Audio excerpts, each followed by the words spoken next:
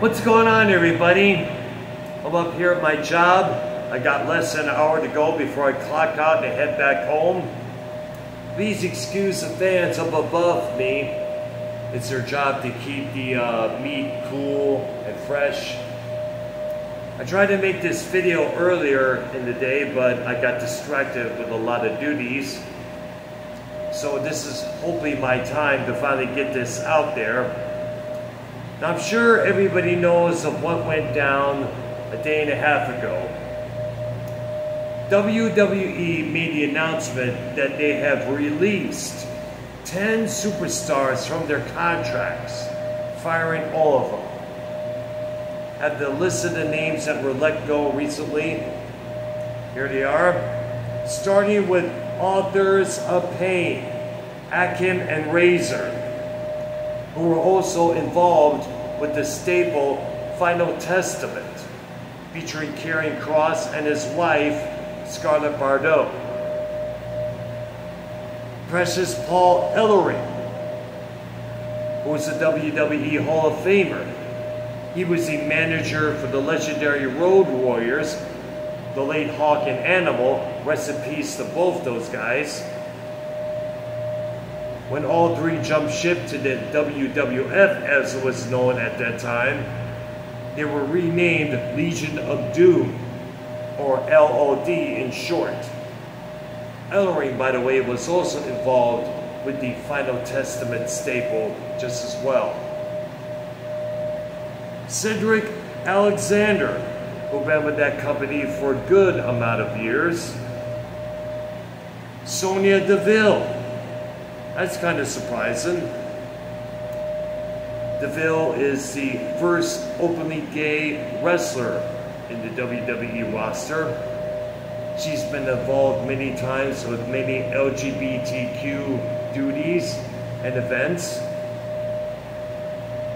Blair Davenport, formerly known as B. Presley. She and Jamie Hayter did a lot of good tag teaming while wrestling in Japan for Stardom Wrestling. Isla Dawn, who is a member of the NXT brand. She's been with the company for a good amount of time. Giovanni Vinci. Now, I'm not too sure about this guy, but I understand many people within the wrestling community are upset over this guy's release, because apparently, according to some, this was finally his time to shine, and then all of a sudden, whoop, the rug gets pulled from underneath his feet. And finally, the Good Brothers, featuring Luke Anderson and Luke Gallows, two familiar names that we have heard many times before. They were also released just as well. Now, JBL, John Bradshaw Layfield, who was involved with the WWE for a good amount of years, he recently said, now is a good time to be big outside of WWE.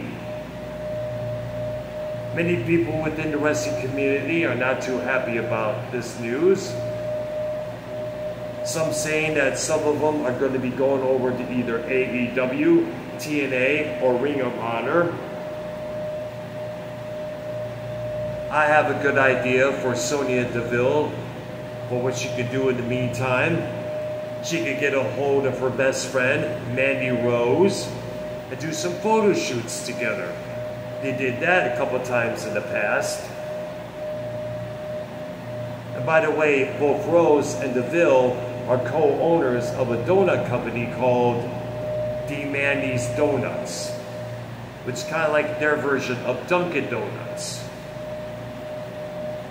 Now, WWE has been doing this since 2020, during the pandemic. At the time, budget cuts were the main reason why Black Wednesday, as it was referred to as, occurred like it did.